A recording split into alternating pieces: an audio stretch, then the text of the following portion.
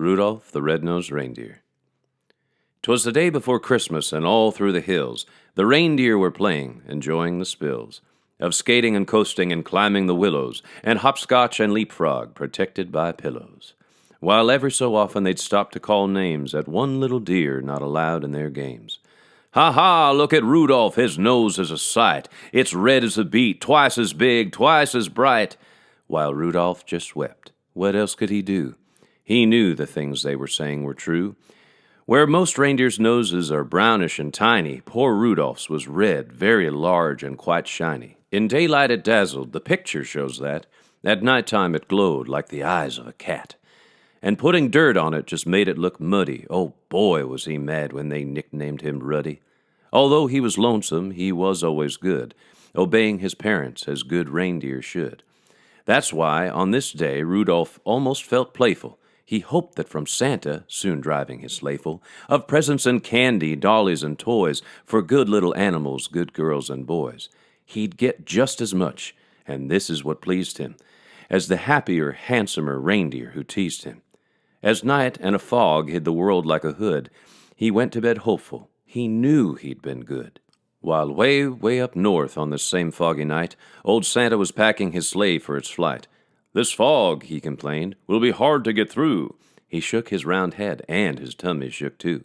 "Without any star or a moon as a compass, this extra dark night is quite likely to swamp us. To keep us from collisions, we'll have to fly slow. To keep our direction, we'll have to fly low. We'll steer by the street lamps and the houses tonight, in order to finish before it gets light. Just think how the boys' and girls' faith would be shaken if we didn't reach them before they awaken. Come Dasher, come Dancer, come Prancer and Vixen, come Comet, come Cupid, come Donner and Blitzen. Be quick to your suppers, get hitched in a hurry. You too will find fog a delay and a worry." And Santa was right, as he usually is. The fog was as thick as a soda's white fizz. Just not getting lost required all Santa's skill, with street signs and numbers more difficult still.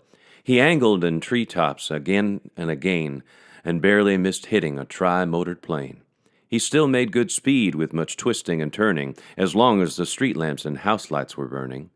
At each house, first noting the people who lived there, he'd quickly select the right presents to give there. By midnight, however, the last light had fled, for even big people have then gone to bed.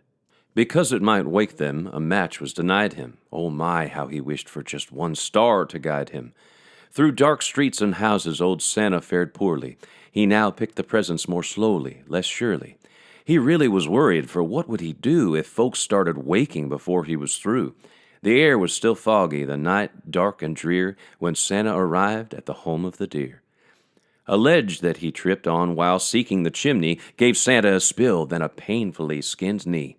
The room he came down in was blacker than ink. He went for a chair and then found it was a sink. The first reindeer bedroom was so very black, he tripped on the rug and fell flat on his back.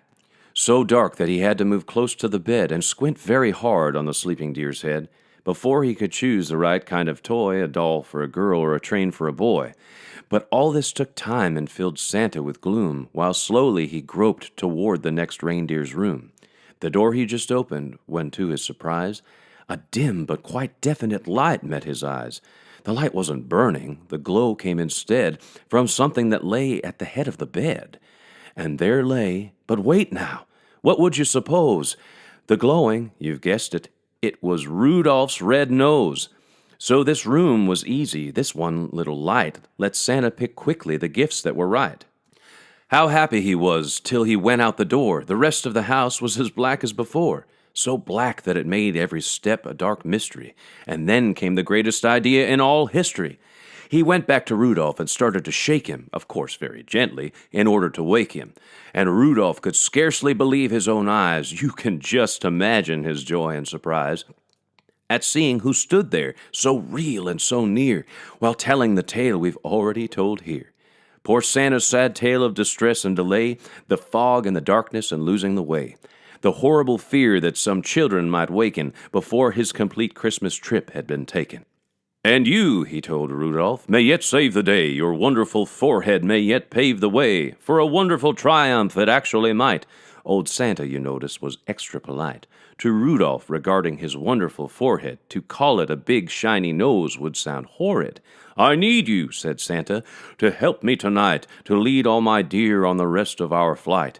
And Rudolph broke out into such a big grin it almost connected his ears to his chin. A note for his folks, he dashed off in a hurry. "I've gone to help Santa," he wrote. "Do not worry," said Santa. "My sleigh I'll bring down to the lawn. You'd stick in the chimney," and flash, he was gone. So Rudolph pranced through the door, very gay, and took his proud place at the head of the sleigh. The rest of the night, well, what would you guess? Old Santa's idea was a brilliant success, and brilliant was almost no word for the way that Rudolph directed the deer in the sleigh. In spite of the fog, they flew quickly and low, and made such use of the wonderful glow from Rudolph's, forehead at each intersection that not even once did they lose their direction. While as for house and street with a sign on 'em, they merely flew close so that Rudolph could shine on 'em. To tell who lived where and just what to give whom, they'd fly by each window and peek in the room. Old Santa knew always which children were good and minded their parents and ate as they should. So Santa selected the gift that was right, while Rudolph's forehead just gave enough light. It went so fast that before it was day, the very last present was given away. The very last stocking was filled to the top, just as the sun was preparing to pop. The sun woke up the reindeer in Rudolph's hometown. They found the short message that he'd written down.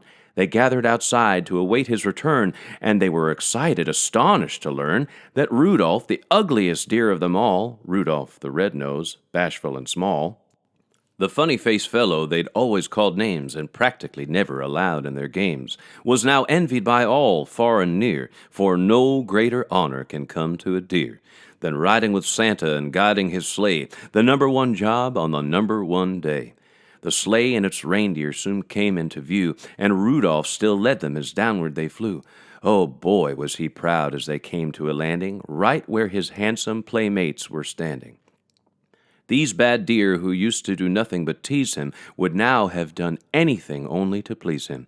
They felt even sorrier they had been bad when Santa said, "Rudolph, I have never had a deer quite so brave or so brilliant as you at fighting black fog and guiding me through. By you last night's journey was actually bossed. Without you I'm certain we'd all have been lost. I hope you continue to keep us from grief on future dark trips as Commander-in-Chief."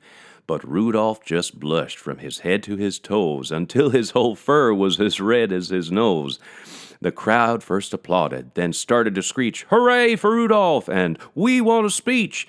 But Rudolph was bashful, despite being a hero, and tired. His sleep on the trip totaled 0. So that's why his speech was just brief and not bright. "Merry Christmas to all, and to all a good night." And that's why, whenever it's foggy and gray, it's Rudolph the Red-Nosed who guides Santa's sleigh. Be listening this Christmas, but don't make a peep, 'cause that late at night children should be asleep.